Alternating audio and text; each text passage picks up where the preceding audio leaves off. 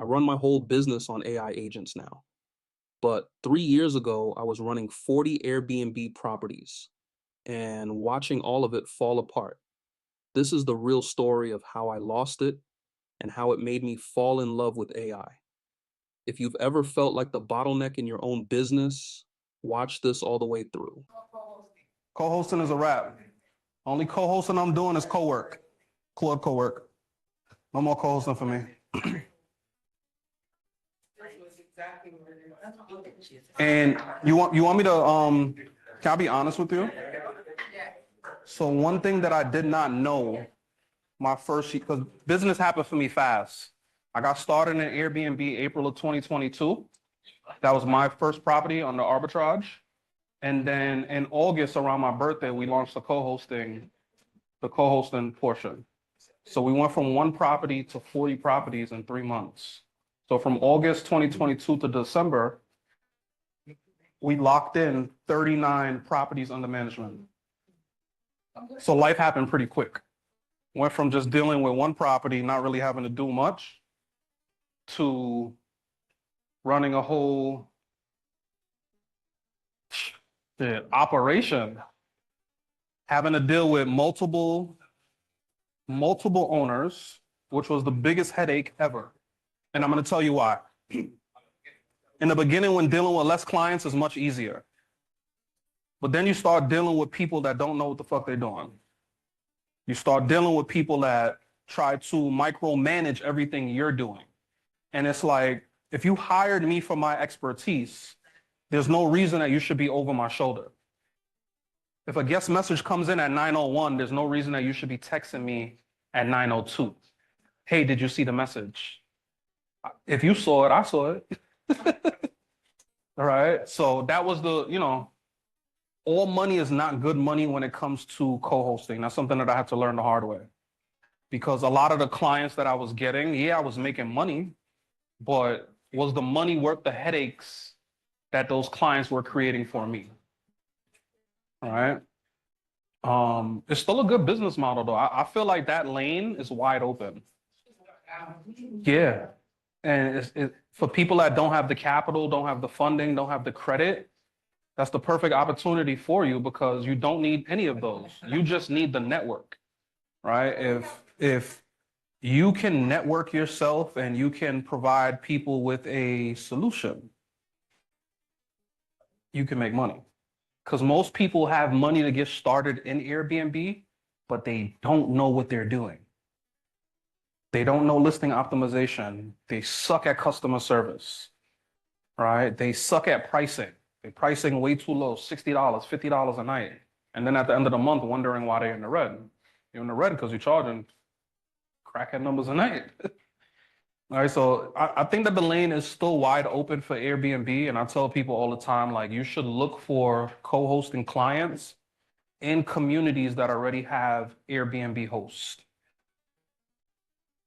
And all you got to do is just start with providing value. You can start with doing audits. You don't got to do the audit yourself because you have a tool that all you got to do is drop a link and do the audit for you.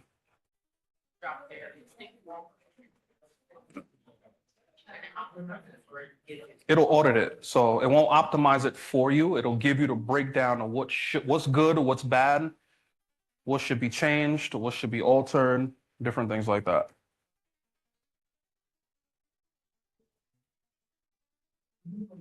But yeah, I think that lane is wide open. Again, one thing that I didn't notice in my first year was that most people sign a 12-month lease and they do not renew. So do you know what happened around August of 2023? 40 might have dropped, or 39 might have dropped to 26. And it doesn't seem like a big number, but when you're making the 1,000, 2,000 per property, and shit start dropping off, it's like, shit, start scratching your head. That's what ended up happening. So like we went from 40 clients to now 25, then another 6 months. Like so many different things that I didn't consider happen in the business. property managers switching, right? Them not renewing leases or them not allowing them to run the business model anymore because they didn't do what was needed in the beginning. They just went behind back and think that they would have never gotten caught. Now, new management, they come in and they on your ass. Who told you could run a short-term rental? Is this your Airbnb property link? Take it down now. Like, that's how deep they go with the shit. They'll come and slap a letter on your door while a guest is there. You get what I'm saying? So like, I didn't consider, because I didn't know. I didn't have a coach. Like, I know Airbnb because I was in it, but I didn't have a coach to mentor me. Like, sometimes with mentorships, you learn from other people's mistakes, the costly mistakes. That's the shortcut and the purpose of having a mentor, because you learn from things that they went through so that you don't have to go through it. So those things I didn't know in my early stages of running and starting a co-hosted business. And then, I mean, we went from 40 properties to like 26, then maybe like another 10 dropped off. Like, it was, I didn't know if God was trying to show me a sign or what. Because again, you go from, and I'm just viewing it in dollar sign. You go like, that's like you going from making 10 grand a month, and then on the wake up the next day, that 10K is now 4K a month. Like, life changes a little bit when you negative $6,000 per month from what you're accustomed to. You get what I'm saying? Ain't no Roof Chris tonight. We gotta go get a 444 from Wendy's. Shit a little rough.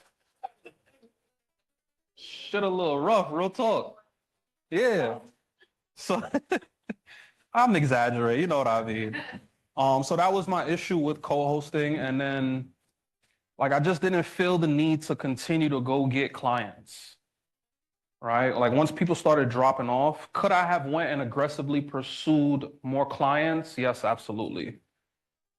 But it was just like I was just over the business. These days I like moving and operating at my own speed, not when something or someone needs me. I can't do that with co-hosting, because if a client or a guest has an issue, I have to be there. I have to answer the phone. I have to respond to the message. I can't roll over, suck my teeth, and just, hey, we found a bed bug. I got to answer that message. I can't ignore them. You get what I'm saying? You damn sure don't want to ignore that guy. You don't want to ignore any message, right? So for me, yes, we can automate parts of the business, which for the most part I did, but you can't automate that human interaction when someone writes you, hey, electricity went out. Hey, the next door neighbor's banging on the door. Hey, there's a crackhead in the parking lot playing loud music at 2 a.m.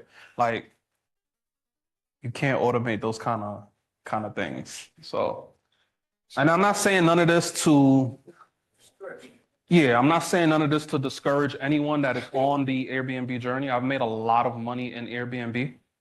The Airbnb, I wouldn't be here right now teaching about AI if it wasn't for Airbnb, because I wouldn't have had a use case for artificial intelligence. Airbnb made me fall in love with artificial intelligence, and then I fell out of love with Airbnb. You made it to the end. Respect. If this hit home, do two things for me.